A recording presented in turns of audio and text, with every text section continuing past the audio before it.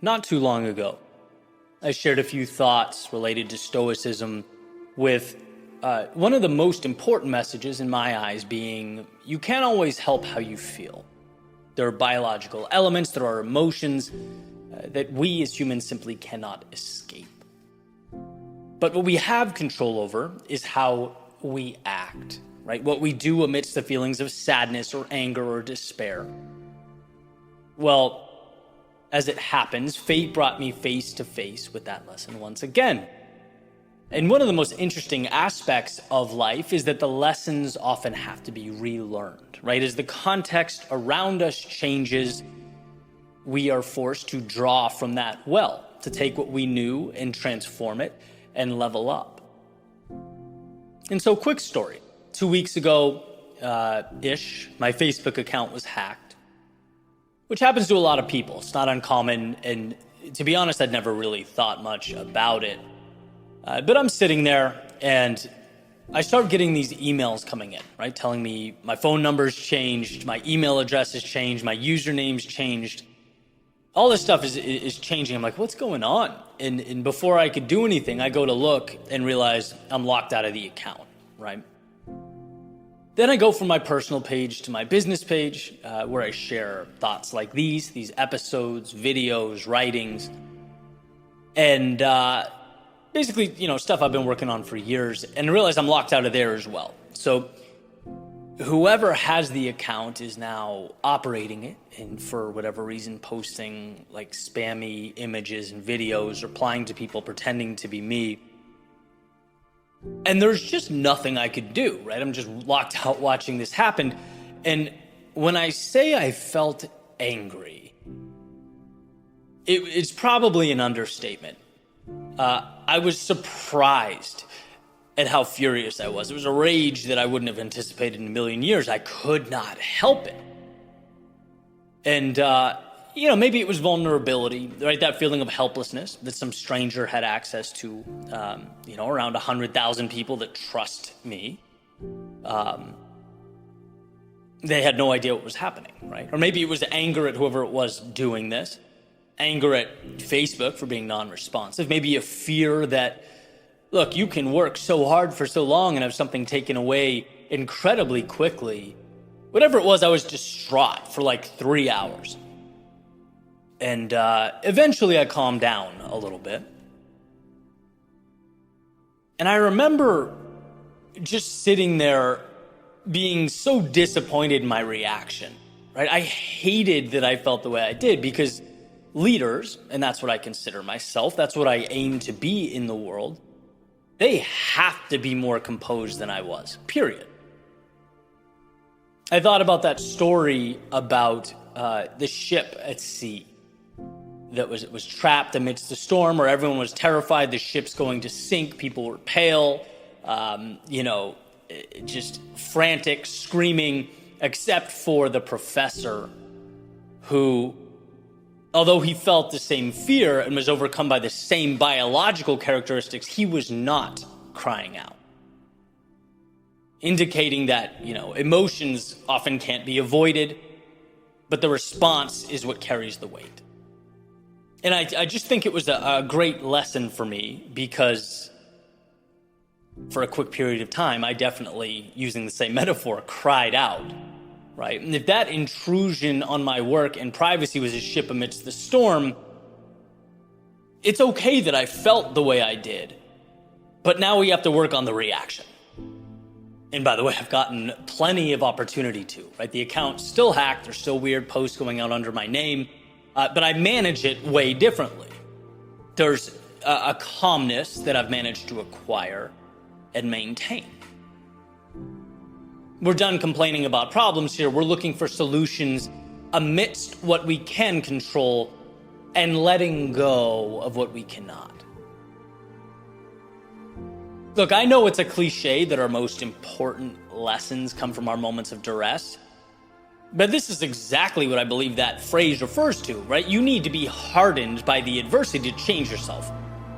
You need to be able to look in the mirror and go, ooh, I didn't like that. I'm not doing that again, right? And it took an embarrassing 3 hours of me being furious and acting irrationally. Okay, fine. But that's a small price to pay for the lesson that I acquired.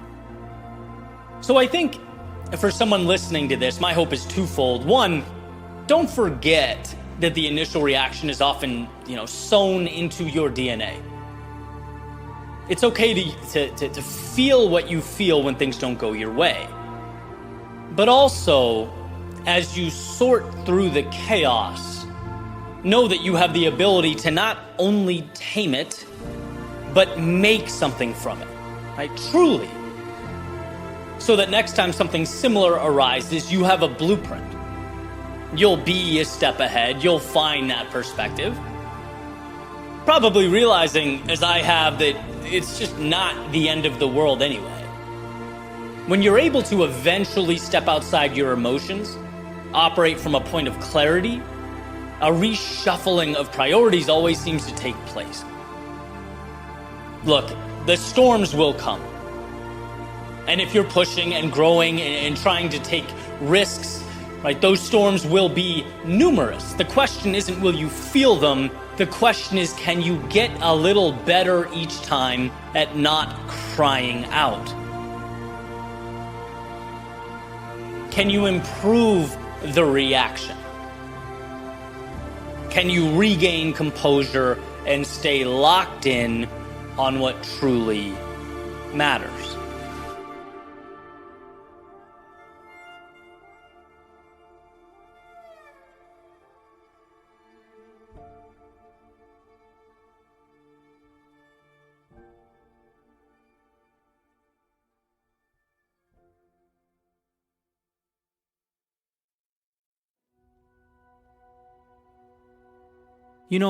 One of the hardest things to do is to walk away from a situation that's just okay. That's fine, it's doable, livable. There's an idea that the enemy of great isn't its inverse. The enemy of great is not average or insignificant or, throw in any similar word.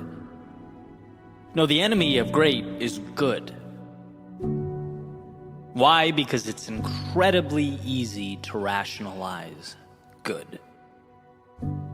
It's incredibly easy to sit back and tell yourself, hey, things aren't currently broken, so why touch them? Leave it alone. That's why it's a dangerous place to be. Comfort doesn't, on its own, initiate action or evolution. There has to be some sort of stressor to ignite the flame. And I'll get a response, every now and then, truly in good faith, asking, well, what's wrong with average? Why can't I just be? Not everyone can be LeBron James or Adele or Denzel Washington. Eddie, this convo sends people down a path of false hope. Well, hear me out. Because I'm certainly not saying everyone can be LeBron James. But they can most definitely be LeBron James in their own world. And instead are settling for some sort of bench role. I'm not saying if you're not a movie star making $20 million a film, you've lost. I'm merely pointing out that perhaps you haven't even found the courage to star in your own movie. The one that is your life. And I can't speak for every human being on the planet here, but I most certainly can speak for myself. The easiest thing for me, the temptation I always find myself grappling with, is the temptation to stay where I am. To accept things as they are, pass change off as something that's just a little bit out of my control. That's what my lizard brain always seems to want. It's really nice to not have to feel the burden of knowing I can change things around me. Right? That prospect of creating my own friction, my own chaos, so that I can, in a sense, tame it and elevate myself. That can be overwhelming. That's stressful. But you know what it is at the end of the day? It's thrilling.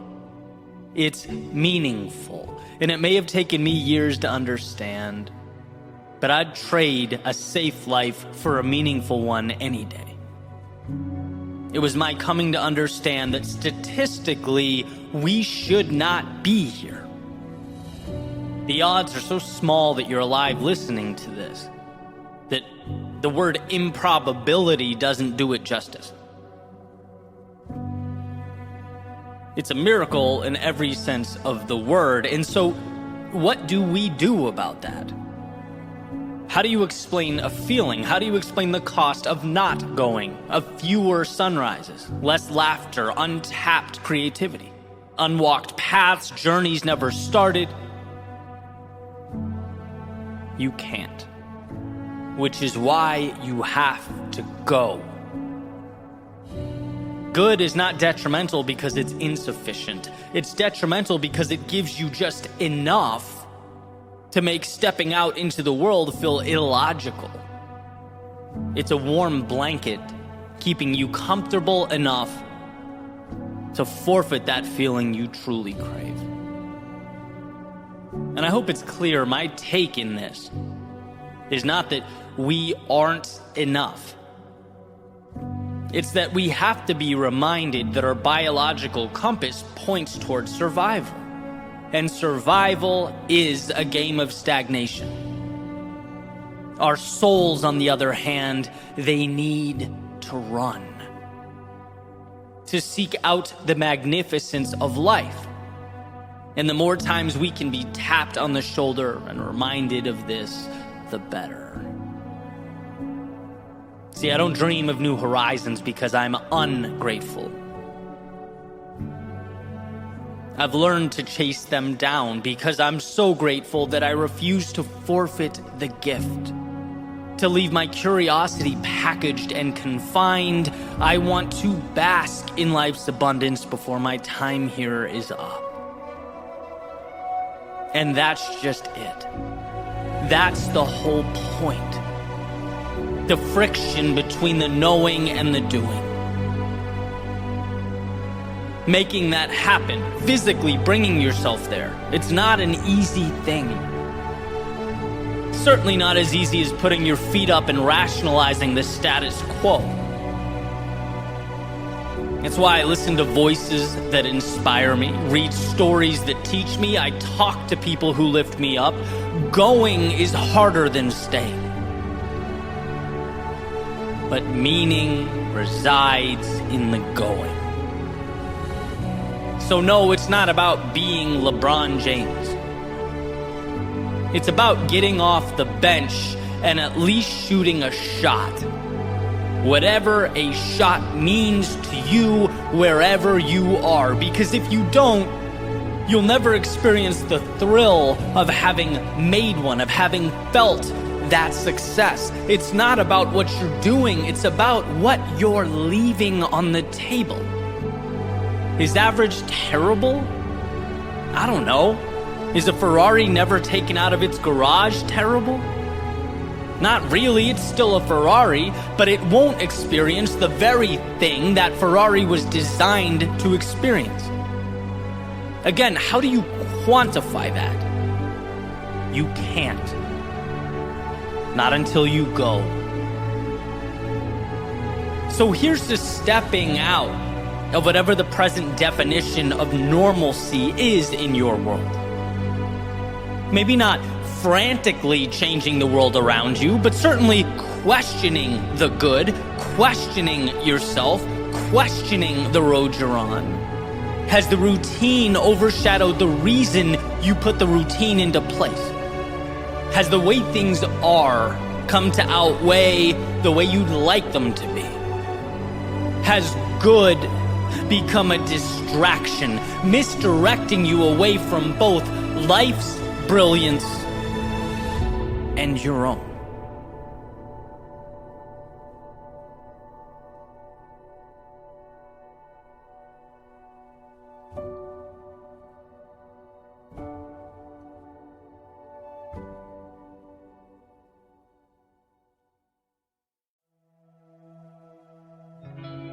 You can become so fixated on winning or losing the game that you forget to ask yourself, am I playing the right one?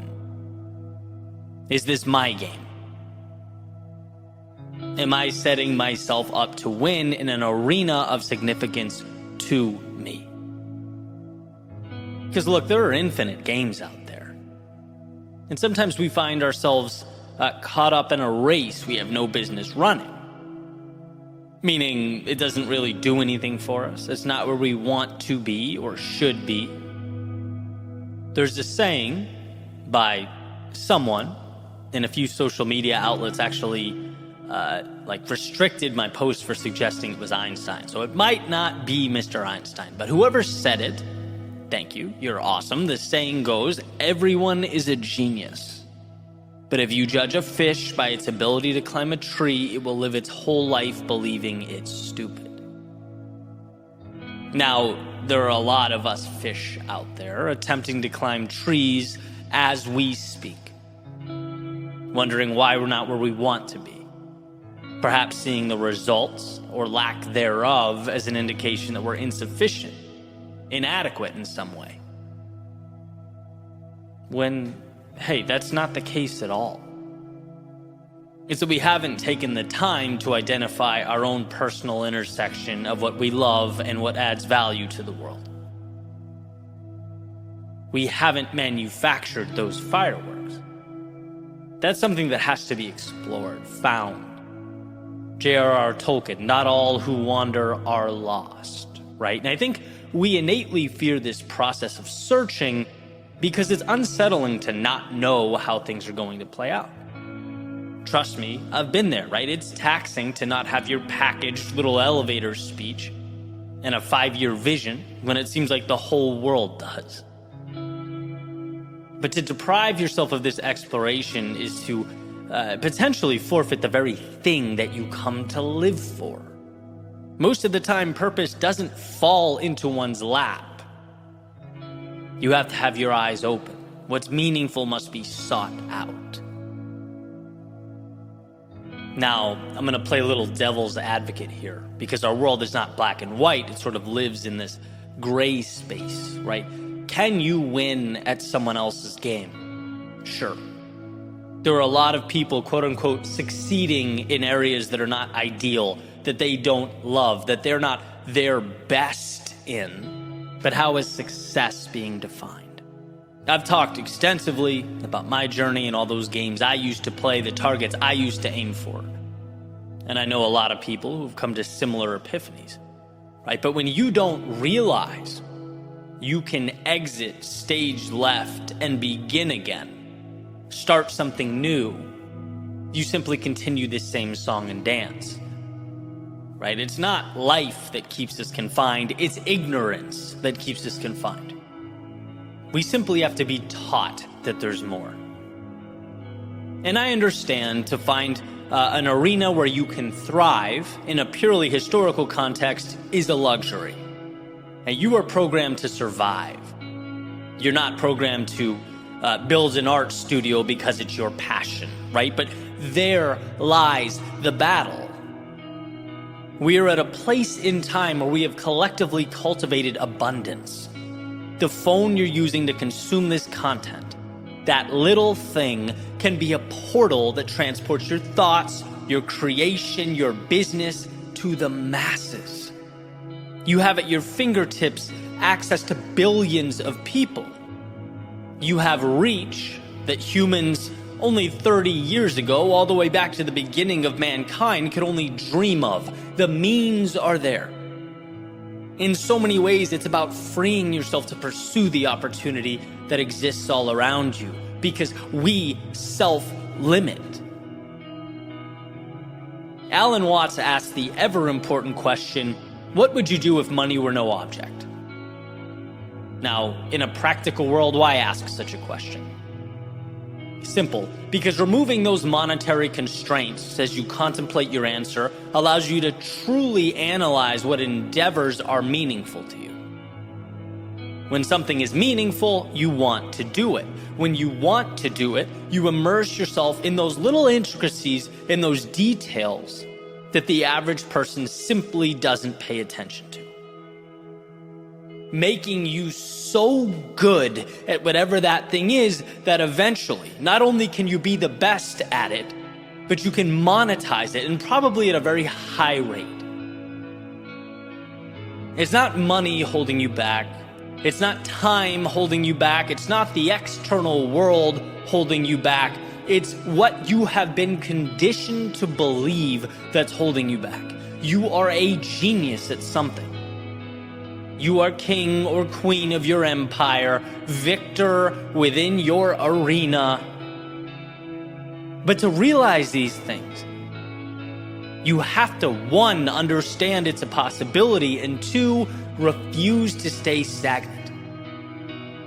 We have to stop conceding so much while simultaneously accepting so little. Life will never provide what you do not ask for. So why? Why be scared to ask? Life won't tell you you're a fish climbing a tree. You must tell you that. Life won't expand your horizons and adjust your trajectory. You must initiate that change. To find your genius, you must be willing to leave what's insufficient. To capture what's meaningful, you must be willing to leave what is meaningless. Let's agree to alter the question, do I have genius level talent? Because you do. And you live in a society that also rewards those who realize it. The question we need to be willing to ask is, are you willing to walk on shaky ground? To abandon, at least for a period of time, safety and the comfort of predictability in order to find that genius?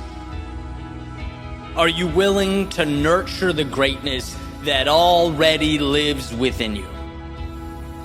Because it was never a matter of ability. It's a matter of what you're willing to discover.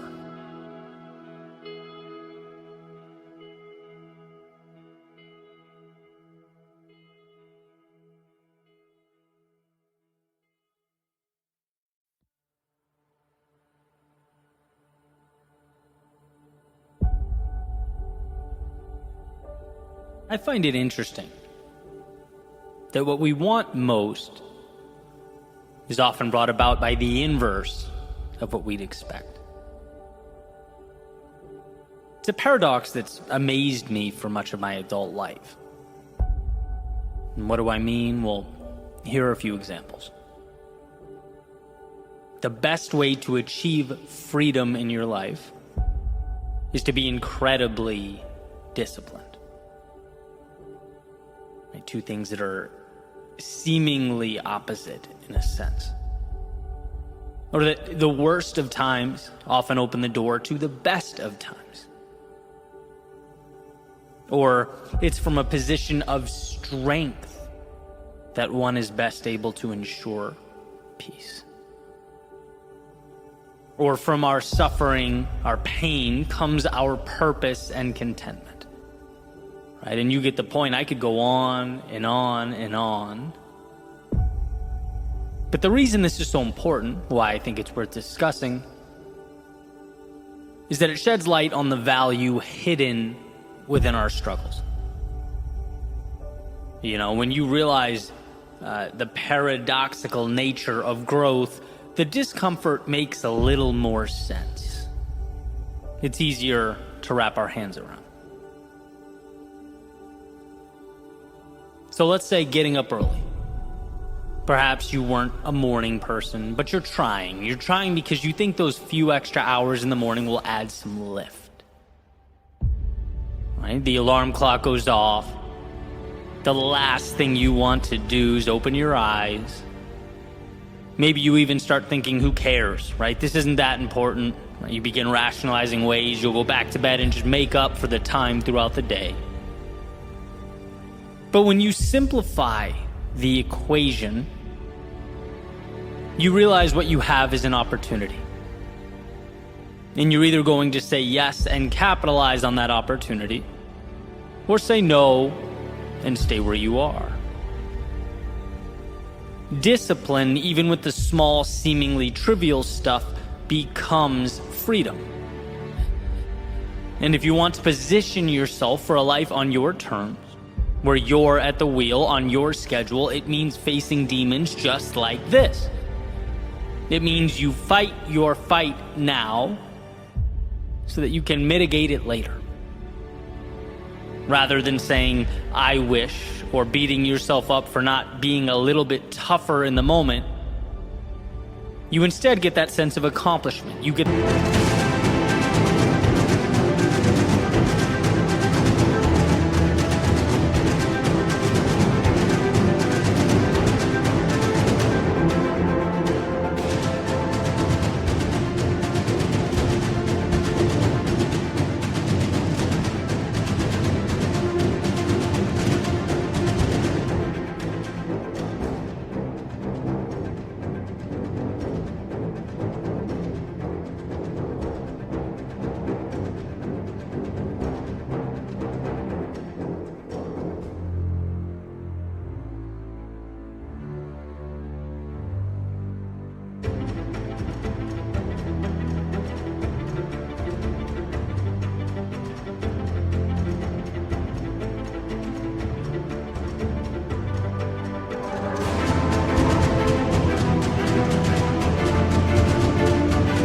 the luxury of time and freedom. And I think that's a simple but perfect example of how discomfort in one moment becomes contentment in future moments. Not a very intuitive trade-off. Or how about our low points? We all know no one escapes low points. I've always found them easier to handle and internalize when I know that it's bringing me closer to something valuable. When I know that there's something good on the other side, and that the pain I'm feeling, the thoughts that are inevitably going to pass through my mind like clouds on a windy day, they're obviously not ideal. But they're not a waste either, because something will come of them. And the goal in that moment, under the duress, is not to move the immovable. After all, you can only control what you can control. But it's to simply put one foot in front of the other until you emerge from the storm, because we all eventually emerge from that storm. It's when we get into the habit of trying to do what is outside the scope of our control that we do ourselves a disservice. Because look, we're human, equipped with human biology and human emotions, navigating a tough world that is indifferent to how we feel or what we think. And while we can certainly strengthen and fortify that emotional IQ, the reality is no one is on a high all the time. Life is ups and downs. And when we realize our superpower is not to fight the down times, but to accept them, take them in stride, learn from them, and extract the value, we empower ourselves. We're giving ourselves permission to live life just a little fuller after what we've experienced.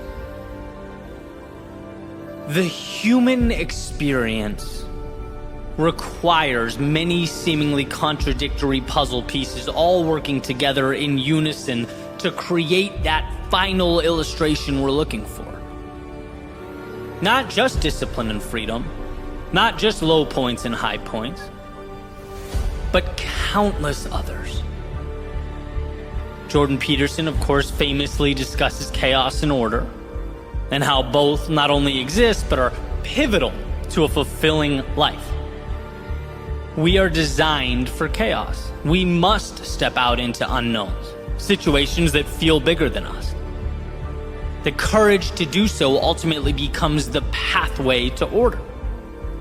As we get used to the change, we acclimate, we find our answers, and ultimately create a sense of fulfillment.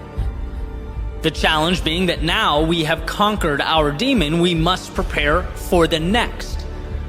Because just like too much chaos isn't good, too much order is equally destructive, right? Another example of something we'd assume as negative: chaos being the thing in actuality that paves the way for better days.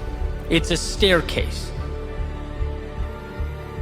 I've heard Tony Robbins say something similar when talking about our need for both certainty and uncertainty. We must have some elements of everyday life mapped out, but too much creates a mundane existence without the adventure and growth we've been looking for.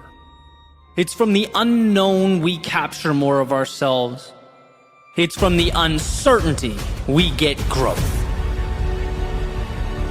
And I say all of this, not just because I think it's fascinating in and of itself, but because it's incredibly easy to forget, especially in the thick of things, that it's all essential to life working the way it should work. Those losses become gains.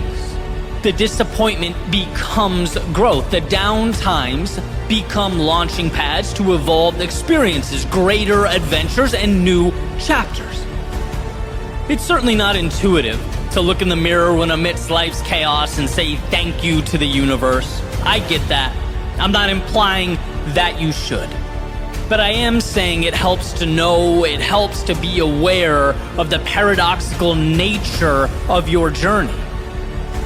I look back at the times I was most fearful or angry at myself, and if I could go back and tell that version of me one thing, it would be that all that adversity is going to push me forward. That I'd never have the things I wanted most if I didn't step into all that discomfort. That it's going to be okay. That I'm going to be incredibly thankful for it all, and so will you. This is the push-pull of life. The chaos and order of the day. It is not in spite of, but because of those moments, you'll be more than you've ever been. The human experience is a paradox. And the quicker we get that, the quicker we let it work for us. No more fighting unwinnable wars, but rather taking all that we can control and using it to lift ourselves up, to be our best selves, to make tomorrow the miracle that it can be.